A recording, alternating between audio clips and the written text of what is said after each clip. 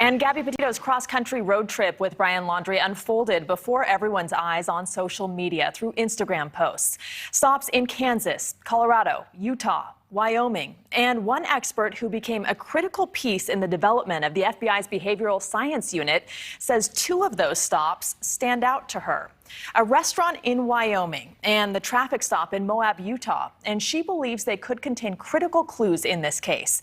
Dr. Wolbert Burgess joins us live tonight. Welcome. Thank you. So the manager of a restaurant in Jackson, Wyoming, says she witnessed an incident between Brian and Gabby. It was alleged commotion between the couple, aggressive behavior on Brian's part, with Gabby then apologizing for Brian. You say this is key. Why?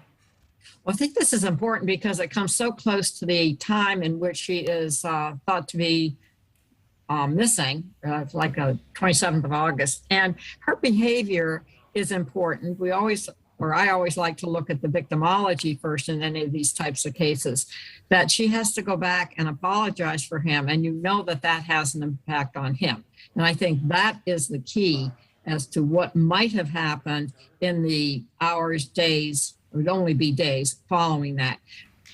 There also was some activity of his behavior that other people had witnessed, and that gives clues as to what he was like. And I know that there has been reporting on people who knew him or worked with him, and all of that really starts to add up to giving us a better profile of him as personality-wise, rather than where he is. That's a whole nother matter. But something happened right after that August 27 meeting in the restaurant that ended obviously ended Gabby's life, and speaks to what may well have happened. It was something part of the relationship. But clearly the motive here has to do with the impact on that type of behavior with the relationship that they had right from the start. They had supposedly a 2.5-year relationship. And then it ends in that the end of August, after a 2-month van trip. Very close quarters where people saw interesting behaviors. I think you've identified some of them earlier.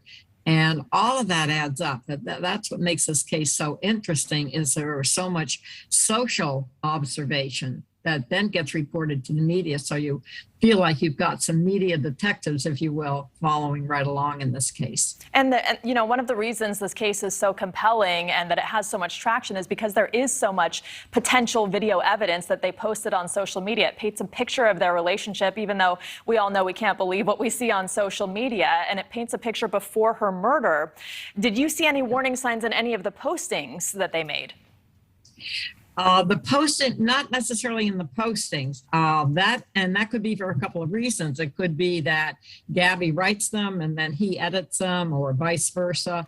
So we don't really understand how they get written. That would be really important and give us some information, but not anything because they had time to think about what they were going to do. And don't forget, one of the times that Laundrie gives the excuse that Gabby isn't with him because she's inside blogging.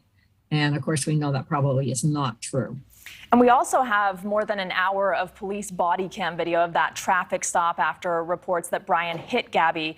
Take a listen to this part of it. Okay. Morning, and he wouldn't let me in the car before. And then why wouldn't he let you in the car? Because of your OCD? He told me I needed to calm down. But I'm perfectly calm. I'm calm all the time, and he really stresses me out, and this is a rough morning. And right after that, she actually was defending him, saying that she started the altercation. What do you see when you watch that video? It is heartbreaking. Yeah, that's really now we begin to see the more classic signs of her being controlled by him, that she doesn't dare at that particular point say anything except to blame herself. So that is important. Well, I think that is what changes. What we don't have, that I would love to see, is the female police officer that spends time with her while the male police officers are talking to Laundrie. And we hear that, which is very important in and of itself.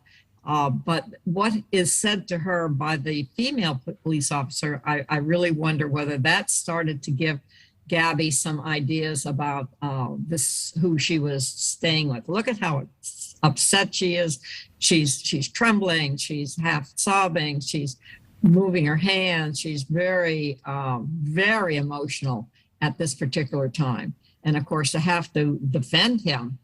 And later we see that the male police officers think that she has been the one that has assaulted Laundrie and almost gets away with that, where they would then arrest her for that. And finally, we've been learning a lot about Brian Laundrie for more than a month now. Based on what you've seen, do you think he's alive? And if so, where do you think he is? I think more likely than not, he is alive at this particular time. And I say that because of the parents' involvement. My hunch is if he weren't, they would know and would be showing much more emotional reaction. If he is alive, I know I had my students tonight kind of vote on whether they thought he was alive or not. They felt he was alive and they felt he was in the United States, not in another country. So I just give you, that's from young women and men about the same age as Gabby was, what they think. All right. Well, we really appreciate your insight. It is fascinating. Dr. Wolbert Burgess, thank you so much for your time tonight. Thank you.